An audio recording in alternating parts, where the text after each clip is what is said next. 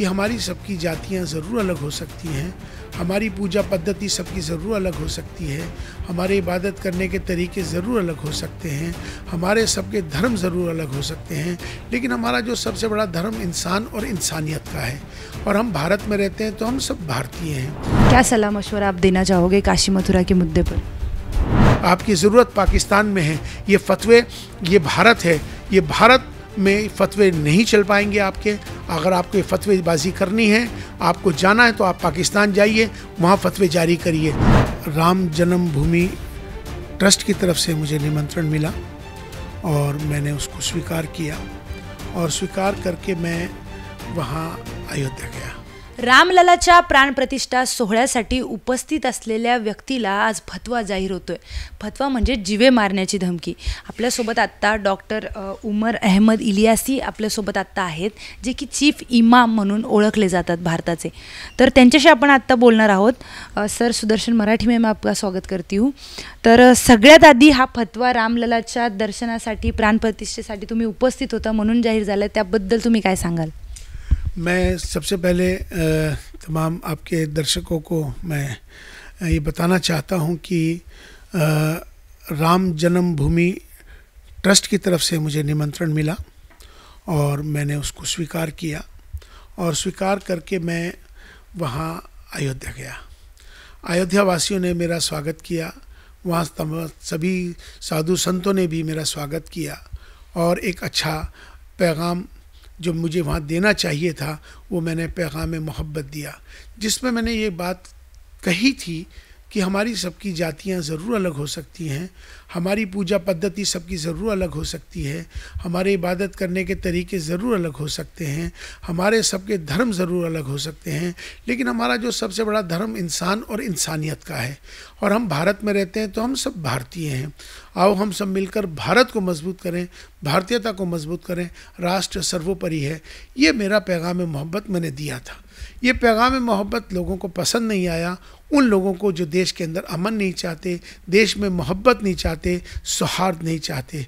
उन्होंने जैसे ही ये पब्लिक हो गया, तमाम चैनल्स में आना शुरू हो गया, तो उन्होंने ये मेरे ख़िलाफ़ मेरे मोबाइल नंबर पर, मेरे सोशल मीडिया पर मेरे ख़िलाफ़ तमाम साजिशें रची जानी शुरू हो गई, तमाम गालियां देने लगे, मेरे ख़िलाफ़ नफ़रत का माहौल बनाना शुरू करा, मेरे ख़िलाफ़ माहौल को ख़राब करने की पूरी कोशिश की।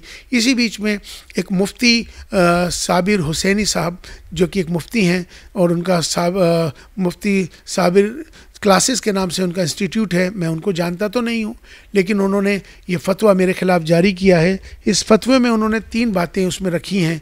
उन्होंने कहा कि हम आपको कुफ्र का फतवा जारी करते हैं और इस कुफ्र के फतवे में उन्होंने मुझे लाजिम कर दिया है कि 3 वजह से हम आपको कुफ्र का फतवा जारी कर रहे हैं।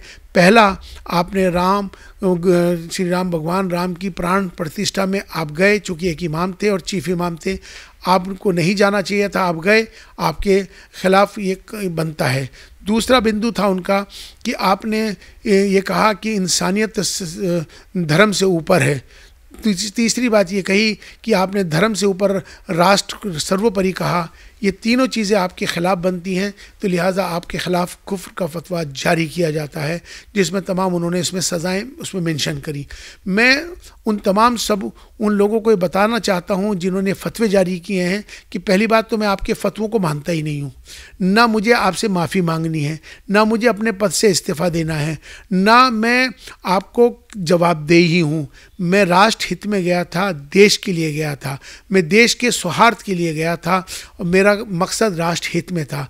अगर आपको इंसानियत पसंद नहीं है, अगर आपको राष्ट्र पसंद नहीं है, तो मुझे लगता है कि आपको पाकिस्तान चले जाना चाहिए। आपकी ज़रूरत पाकिस्तान में है। ये फतवे, ये भारत है, ये भारत में फतवे नहीं चल पाएंगे आपके। अगर आपको ये फतवेबाजी करनी है, आपको जाना है तो आप पाकिस्तान जाइए, वहाँ फतवे जारी करिए। लेकिन आपके अंदर तो हिम्मत नहीं है। आप जैश मोहम्मद, जो मोहम्मद का नाम इस्तेमाल करके आतंकवाद फैलाते हैं, लश्कर तैयबा मोहम्मद के नाम से जो आतंकवादी संगठन है, इस्लामिक स्टेट संगठन जो आतंकवाद फैलाते हैं, आपकी इतनी हिम्मत नहीं है कि आप उनके खिलाफ फतवे जारी कर सकते हैं। हाँ, लेकिन इमाम साहब के खिलाफ आप फतवा जारी कर सकते हैं। तो लेकिन मैं डरने वाला नहीं हूँ, ना मैं माफ़ी मांगने वाला हूँ। मैं आपसे नहीं डरा हूँ। मैंने जो किया है देश के लिए किया है। आपको भी याद रहना चाहिए कि देश हमें देता है सब कुछ, हम भी तो कुछ देना सीखे। ये भाव आपके अंदर और हर भारतीय के अंदर आना चाहिए। भारत और भारतीयता राष्ट्र सर्वोपरि है। मैं अपनी बात पर कायम हूँ। सर, धार्मिक जो मुद्दा आहे, मानवतेचा जो मुद्दा आहे, तर फतव्यामध्ये असं म्हटलंय की मानवता सर्वश्रेष्ठ असू शकत नाही, त्याबद्दल काय सांगाल? मानवता ही सबसे बड़ी चीज़ है। इंसान और इंसानियत, इंसान एक इंसान होता है, इंसानियत उसका करेक्टर होता है। अगर हमारे अंदर मानवता ही नहीं होगी, हम अच्छे इंसान नहीं बनेंगे तो अच्छे मुसलमान नहीं बनेंगे। हम अच्छे इंसान नहीं बनेंगे, अच्छे हिंदू नहीं बन सकते। अच्छे इंसान नहीं है तो हम अच्छे कोई भी इंसान नहीं हो सकते। तो इसीलिए अच्छा इंसान होना सबसे ज़रूरी है। जिस देश में रहते हैं उस देश से वफादारी, उस देश के साथ मोहब्बत, ये सबसे इम्पॉर्टेंट है। जो देश हमें खिलाता है, सुलाता है, देता है, उसके प्रति भी आपका वो भाव हमेशा रहना चाहिए। सर, धार्मिकता, सद्भावना का भविष्य तुम्ही कसे पाहता या सगळ्या गोष्टींकडे? आप कैसे देखते हो इन सब चीज़ों का भविष्य? मैं बिल्कुल भविष्य बहुत अच्छा देखता हूँ।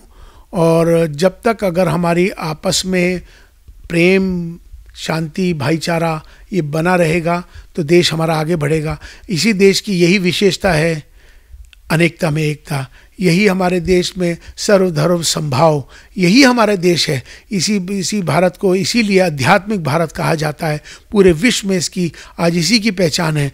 तो इसीलिए हम सबको मिलकर भारत को मजबूत करना है, भारतीयता को मजबूत करना है। राष्ट्र सर्वोपरि है। काशी आणि मथुरा संदर्भात तुम्ही तुमच्या कॉमला क्या सलाह मशवरा आप देना चाहोगे काशी मथुरा के मुद्दे पर? क्योंकि अभी इस समय चल रहा है हमारा इस समय का राष्ट्र मंदिर का, लेकिन मैं इस बात के लिए ज़रूर कहना चाहता हूँ कि जिस तरह से पिछले साल श्री मोहन भागवत जी सरसंघ चालक मेरे यहाँ आए थे, इमाम हाउस आए थे, मेरे कहने से फिर मदरसे भी गए थे। उनका मकसद यहाँ आना, मेरा मकसद वहाँ जाना। जब हम एक दूसरे के यहाँ आते हैं और जाते हैं, मिलते हैं, इससे आपस में मोहब्बत होती है, आपस में मिसअंडरस्टैंडिंग्स ख़त्म होती हैं, आपस में एक दूसरे के लिए प्यार पैदा होता है। तो मुझे लगता है कि संवाद एक ऐसा माध्यम है जिसके ज़रिए से सारा समाधान निकाला जा सकता है। संवाद करें, आपस में बैठें और किसी भी मसले का हल। सर, विश्व हिंदू परिषद ने ज्ञानव्यापी की जो भूमि है वो शांति यानी सद्भावना ने ती भूमि मांगितली है। वो भूमि जो है वो शांति और सद्भावना से उन्होंने मांगी है। तो उस बारे में आप क्या कहोगे? मैं बस यही कहूँगा कि जो भी आपस में बैठकर बातचीत के ज़रिए से बैठ कर हमको मिलना चाहिए, आपस में मिलकर संवाद करना चाहिए, जिससे कि किसी मसले का हल निकल सके। तर हे होते चीफ इमाम डॉक्टर उमेद अहमद इलियासी। आपण आत्ताच ऐकलं ते राम मंदिराबद्दल काय बोलले, ज्ञानव्यापी मंदिराबद्दल ते काय बोलले आणि त्यांच्या विरोधात हा फतवा जाहीर केला आहे। तर कॅमेरामॅन चंदनसोबत मी प्रियांका लाठी, तुम्ही पाहताय सुदर्शन मराठी।